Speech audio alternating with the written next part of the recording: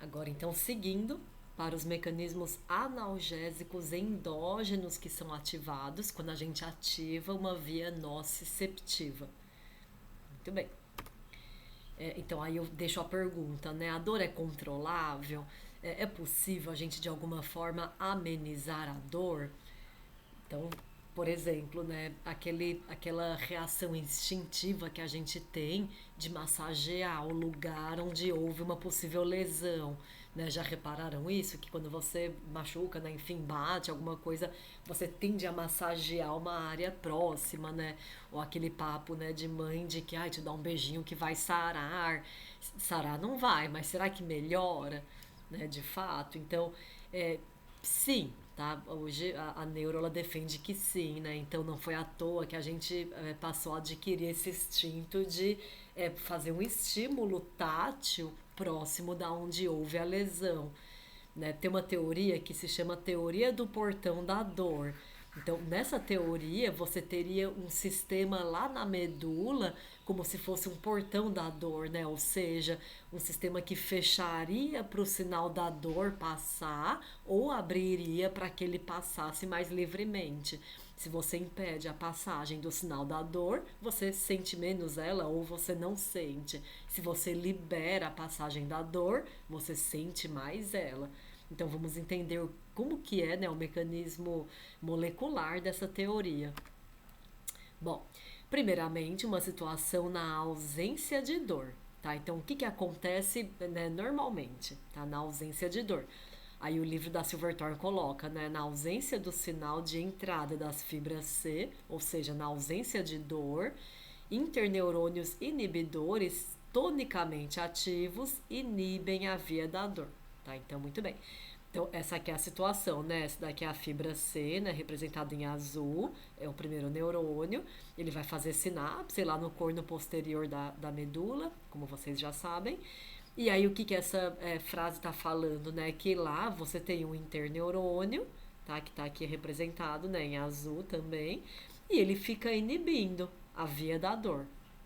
Tá, então aqui é a fibra C, é o primeiro neurônio. Esse aqui tá lá no corno posterior, é o segundo neurônio, né? Normalmente o sinal iria então para o encéfalo. E você tem lá um neurônio inibidor que fica tonicamente inibindo esse segundo neurônio, né? Inibindo a sinapse entre o primeiro e o segundo neurônio, e com isso então inibindo a via da dor. Muito bem, isso na ausência de dor. Ótimo. Quando você ativa a fibra C, tá? Por que fibra C e não a delta? Os experimentos eles foram feitos na fibra C, então são mecanismos que são bem descritos para a fibra C. Né? Quando você ativa a fibra C, o que acontece, né? É, na dor intensa, né, a fibra C ela vai interromper a inibição da via. Tá? Então vejam aqui essa imagem, né? A fibra C, é o primeiro neurônio da via, vai fazer sinapse com o segundo neurônio da via, e esse sinal vai então acender, né, na medula para chegar, né, enfim, no seu destino. É o trato, né? Espino-reticular, espinotalâmico, espino-mesencefálico, não vem ao caso. Aquele neurônio, né, aquele interneurônio que inibe a sinapse entre o primeiro e o segundo neurônio, observa que a fibra C tem um colateral que inibe esse neurônio. Tá? Com isso, então, ela abre o portão da dor. Né? Se a gente pensar que o interneurônio é um portãozinho que pode fechar, né, o sinal da dor ou abrir para que ele passe, esse colateral da fibra C inibindo esse interneurônio inibidor vai acabar então abrindo o portão da dor e ela então vai estar, né, com passagem livre para seguir ascender no sistema nervoso central. Muito bem. Isso é o que acontece na presença da dor. Quando você massageia, né, quando você mexe, dá um outro tipo de estímulo somatosensorial próximo daquela região da lesão, né, simultâneo ao estímulo da dor. Então vejam aqui, né, você tem um estímulo doloroso acontecendo, mas você tem também um estímulo tátil não doloroso acontecendo, né? Ele é carregado por fibras do tipo A delta, que são muito mais rápidas do que a fibra C. E o que vai fazer esse neurônio a delta, não, desculpa, a beta, né, a beta, E o que, que vai fazer esse neurônio A beta, né, quando ele chega lá na medula? Bom, uma que ele vai levar adiante, né, ele vai seguir a via clássica dele da via do tato, né? Lembra de que tem via do tato protopático, epicrítico, enfim. Tem que assistir aquele vídeo de vias aferentes gerais. Então, ele vai seguir a via dele clássica. Além disso, ó, o que, que ele faz com aquele interneurônio? Ele ativa aquele interneurônio. Então, ele que estava inibido pela fibra C, agora ele vai passar a estar ativado pela fibra A beta, tá? Ou seja, né, ele está ao mesmo tempo sendo inibido por C, mas sendo ativado pela A beta, então ele fica mais ou menos ativo, digamos, e aí ele fecha mais ou menos o portão da dor, tá? Então, na ausência desse estímulo tátil, você abre completamente a via da dor, né? Você abre completamente a passagem para a via do sinal doloroso. Mas quando você ativa uma via tátil não dolorosa, você consegue dar uma fechada no portão da dor, né? Ou seja, você deixa esse neurônio mais ativado do que na ausência da via tátil. E aí ele consegue com isso dar uma amenizada na sinapse entre a fibra C e o segundo neurônio da via da dor, tá? Se você, deixa eu limpar aqui, se você reparar, né, na cor, o livro da Silverthorne é muito didático, né? Ele coloca, então, vamos reparar na cor desse interneurônio, tá? Nas imagens anteriores, né? Veja aqui que nessa primeira imagem, ela coloca, né, numa situação de ausência da dor, ele tá um azul escuro, né? Ele tá super ativado porque ele é tonicamente ativo. Quando você ativa a fibra C, olha como é que ele fica, né? A fibra C, ela apaga ele, né? Ela inibe de forma significativa ele. Aí quando você ativa ao mesmo tempo que a fibra C está ativa, quando você ativa a fibra A beta, por ela ativar esse interneurônio, ele não fica apagado, né? Ele não fica tão inibido pela fibra C. Ele vai ser um jogo de forças, né? É sempre um jogo de forças. E aí, com isso, então, ele consegue dar uma minimizada na sinapse entre o primeiro e o segundo neurônio, tá? Então, essa história de jogo de forças é muito importante, né, em fisiologia. Então, por exemplo, né, se é uma batida que você sofreu na canela, uma massagem próxima vai dar uma boa aliviada. Porque uma batida na canela vai ativar a fibra C numa certa magnitude. Agora, se você tá com uma fratura exposta, praticamente não vai adiantar massagear a canela, né? Vai, massageia que passa. Não vai passar. Por quê? Porque o estímulo doloroso é muito forte. A fibra C vai estar muito ativa. E a inibição que ela faz no interneurônio vai ser muito maior do que a ativação que a beta faz no interneurônio. Tá? Então é jogo de forças, né? Quanto maior ali a ativação da fibra, maior também vai ser a ação que ela vai fazer. Muito bem.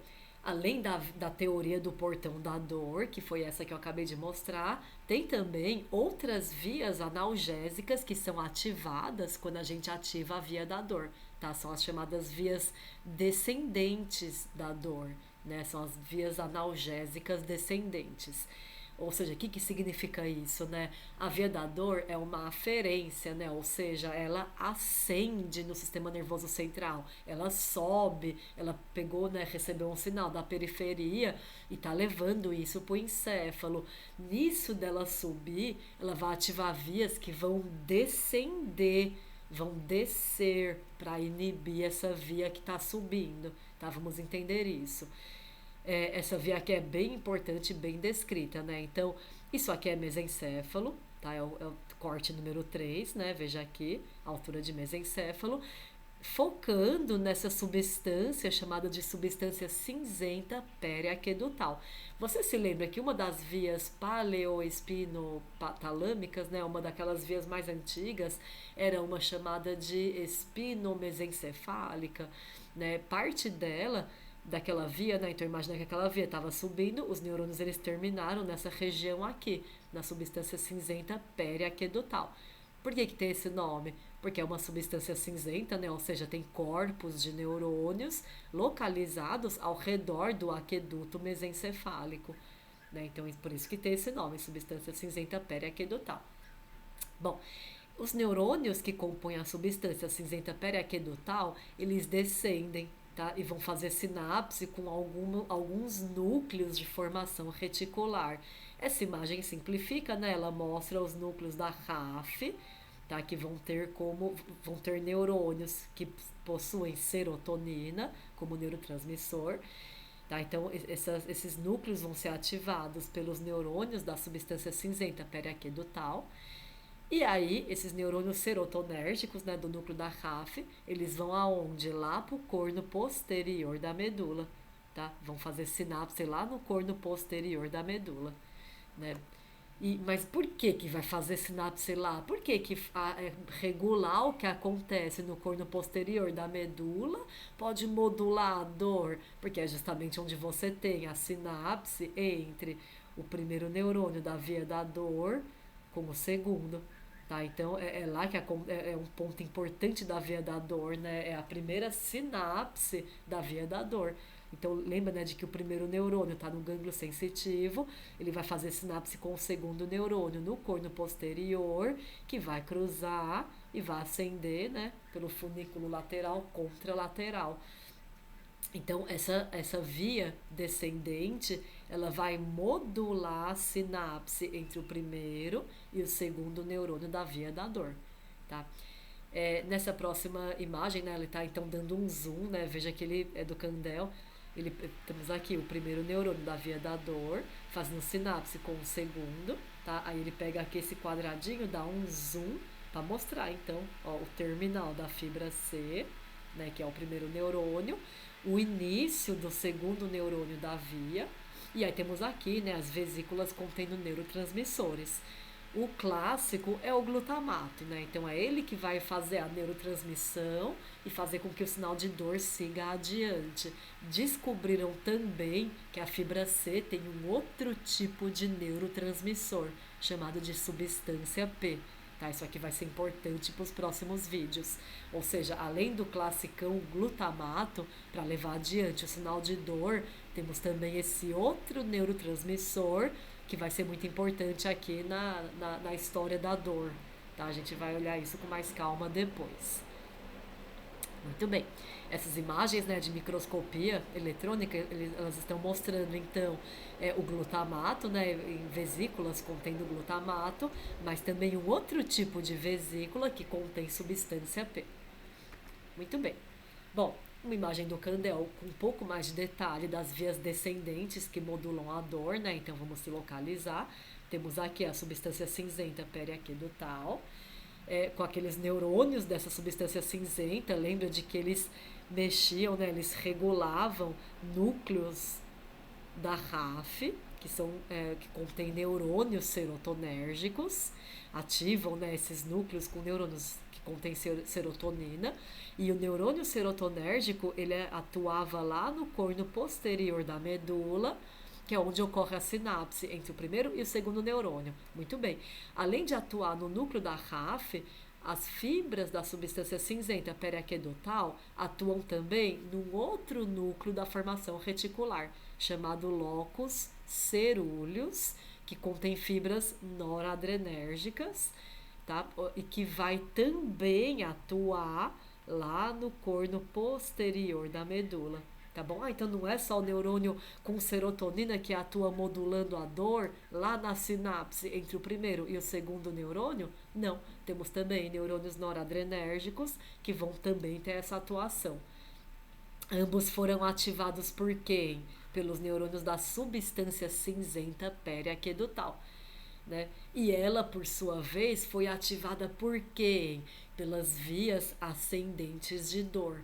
Tá? Aquelas vias mais antigas na escala evolutiva, lembra de que tinha neurônios que faziam paradas no mesencéfalo. Uma dessas paradas vai justamente fazer isso, ativar esses neurônios da substância cinzenta periaquedutal. E aí, uma vez ativo, eles vão ativar vias descendentes analgésicas, tá? Tanto via ativação do locus cerúleus como do núcleo da RAF. Muito bem. Existem diversos peptídeos opioides endógenos, tá bom? Então temos lá, né, beta-endorfina é um dos principais que vai agir em receptor do tipo micro, tá bom? A gente é onde também vai atuar a morfina, por isso que ela é um importante analgésico. E se a gente for dar um zoom lá no corno posterior da medula, então vamos ter isso aqui, ó. O que que tá chegando lá? Noradrenalina, que tá vindo, né, dos neurônios lá do locus cerúleus e também serotonina vindo dos neurônios do núcleo da RAF, e eles vão inibir a sinapse entre o primeiro neurônio, tá? Ele colocou aqui, nociceptor, é a fibra C, né? O primeiro neurônio e o segundo neurônio, né? Vai inibir a sinapse entre o primeiro e o segundo neurônio. O segundo que está lá na medula, né? Tá lá no corno posterior da medula. O primeiro que está lá fora, né? Do sistema nervoso central, num gânglio sensitivo. Muito bem. Então, essas vias descendentes analgésicas justamente vão inibir de forma direta o segundo neurônio da via, como também de forma indireta, né? Então, é através da ativação de um interneurônio inibitório da sinapse entre o primeiro e o segundo neurônio da via. Muito bem. Aqui um pouco mais de detalhe, né? Então, se a gente pegar, der um zoom ainda maior nisso aqui, né? Como que esse interneurônio inibe essa sinapse? Né? Como que esses neurônios inibem o segundo neurônio?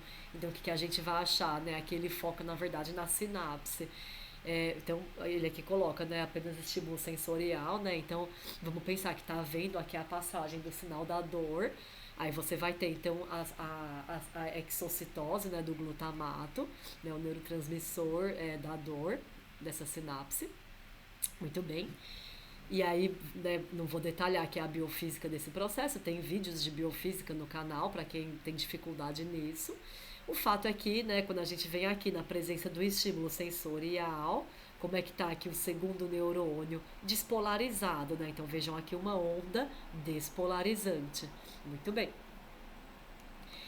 Na presença da encefalina, né, que é o neurotransmissor daquele interneurônio inibitório, né, então na presença da ativação daquele interneurônio inibitório, ó, o que você vai ter, né, então ele vai ativar receptores específicos que são do tipo micro e vai impedir de haver a sinapse. Tá? É nesses mesmos receptores que são do tipo micro que a morfina atua. Então, esse slide ele coloca aqui também a morfina atuando de forma agonista nesses receptores opioides, tá? E fazendo com que, então, essa sinapse não aconteça. E mais do que isso, ele atua também diretamente no segundo neurônio, levando a uma hiperpolarização desse segundo neurônio. Tá? Então, na presença desses opioides endógenos, você inibe a sinapse de acontecer e inibe também o segundo neurônio de despolarizar, tá bom? Ele faz com que esse neurônio perca potássio e com isso então perca carga positiva e com isso então hiperpolarize, né? Diminua a voltagem dele e afaste ele da situação de gerar um potencial de ação. Tá? Essa parte é bem biofísica, assista os vídeos mais focados em biofísica para compreender isso melhor. Muito bem. Então a gente viu dois principais mecanismos analgésicos endógenos que a gente ativa quando a gente está ativando a via da dor.